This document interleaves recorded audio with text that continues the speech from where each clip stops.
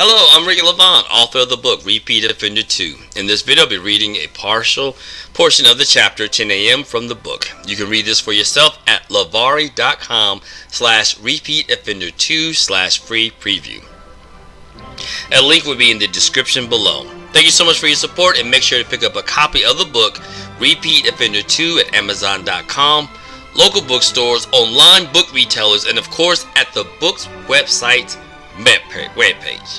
Thank you so much, and enjoy.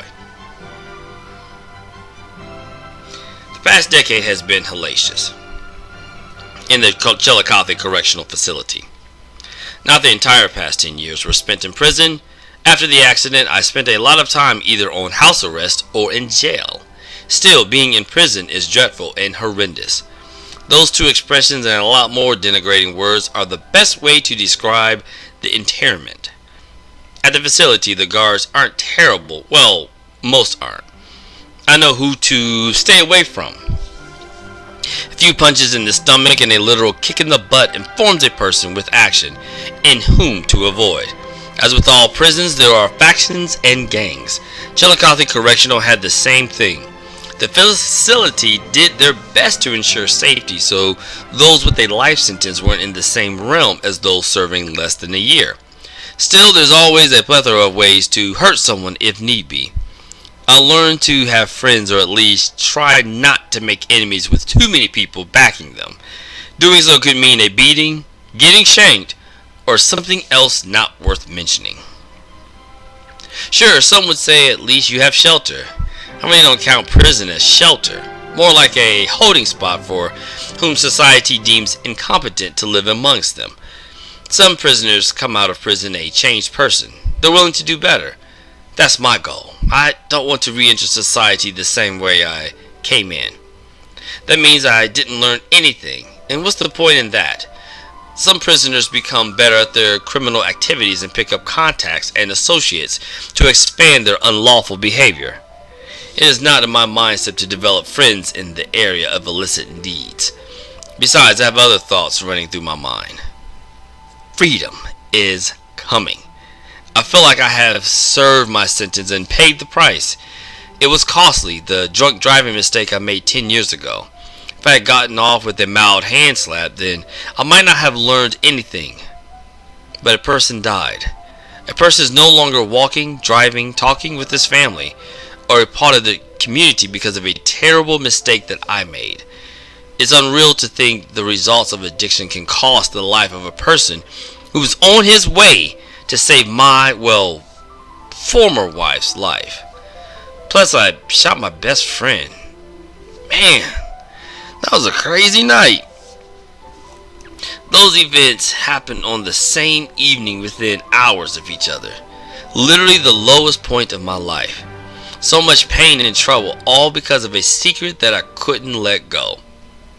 The only means to satisfy that curiosity was at the bottom of a bottle, or a mug, or a shot glass, or anything that could hold the addictive essence of alcohol. The great thing about being in the chill, as I call it, was the incredibly hard access to strong drink. Not impossible, but hard. Much too hard for me, so over time in prison I beat drinking. Talmon, my best friend, warns me to be careful. But a person knows when they've overcome something. December 31st is the last day of 2019, the start for me to do something better. I have learned from my mistake and cannot wait to taste freedom. Around noon today. Being a better person is something I can control. Nevertheless, what a person doesn't have control over are crazy dreams and nightmares. It's been years since I thought about Adam Wise, and the prison shrink or psychologist is probably what I should call them, worked hard to help me overcome the issues with that night. It was never my intention to hurt anyone, let alone kill an innocent person. The entire time, the night was hazy like a constant fog, a self-induced alcohol-driven nightmare of pain and destruction. This led to being distracted and a horrendous car accident with Adam. The psychologist was terrific and did a fantastic job helping me cope with that night and subsequent nights. The one thing they suggested and I took to heart was making amends to all those I hurt that evening. Some of the people would be easy to find and make recompenses. However, others might take a little work. Still, that was a crazy dream. Anna and my friends coming out of the car like an evil dance troupe. Their jerky movements and howling voiced vocals gave me the creeps long after I woke up. Strangeness. I guess the dream only came out because I would be free, and those in that dream are the same to make amends. Henry, I hear someone say. The sound of my name snaps me out of my personal daydream. I look over to see Lloyd, one of the prison guards at the Chill. He is one of the reasonable prison guards that I befriended during the past 4 years. I'm not a smoker, but many of the prisoners are, and Lloyd is their contact to get cigs. Plus, Lloyd is a decent human being because he only uses blunt force if necessary. By necessary, one time he had to use excessive force on 2 prisoners when they tried to murder each other over an argument of murder she wrote. That actually happened, and Lloyd was at the right place to end the fight. Other guards preferred to use force immediately, ask questions later, and demand calm after that. Sorry, Lloyd. I start. Must have been daydreaming. 2 questions, Lloyd says, holding up 2 fingers. What are you doing in the library? And where's your hair? Lloyd asked. I rubbed my bald head and smiled. Before getting to prison, I had hair. There's no rule against having it, but I decided to cut it close to make it easy. Then closer, then closer. Then early that morning, I shaved it off. A few years ago, I did it once before just to see how it felt. This time I wanted to do something different and even included my facial hair as well. Seeing the hair from my face leave melted the years away. I don't like I'm 20, but no longer a solid early 40-year-old. There's gray in my hair, so having nothing at all is much easier than trying to color the gray. After the dream, I want to be different. Obviously, mentally and emotionally, but physically as well. New beginnings, I respond to Lloyd. He nods and looks around the library. Many people don't visit the library often. There are, of course, a few prisoners who want to better themselves, get an education through various books, and make use of registered and limited internet access. It was through that process that I was able to expand my business education and get another degree. Weird, but that's what happens when all you have is time. It's either lift weights and get bodybuilder big or stretch your brain and enlighten your mind. I work here, I respond. Lloyd chuckles. I know you do, but today is your last day. No one works on their last day. Lloyd chuckles some more. It was an even laugh that reminded me of a giraffe coughing on a fibrous tree leaf. Not even out there, Lloyd says and nods his head beyond the door. I know what he means. Even outside of prison, people really worked on their last day of the job. Granted, some choose to work hard on their final day, giving it all until their last scheduled time. However, most put in just enough effort to say their goodbyes and do some semblance of work, but their mind isn't into it. People on the last day of work are like me, only thinking about starting the new phase of their lives. You're working, Lloyd asks. No, I respond. I'm meeting Talmai before heading out for good. Lloyd smiles and nods. He didn't do it with the thought of irony, but like a memory is coming to him like a swarm of bees pollinating a field of fresh flowering plants.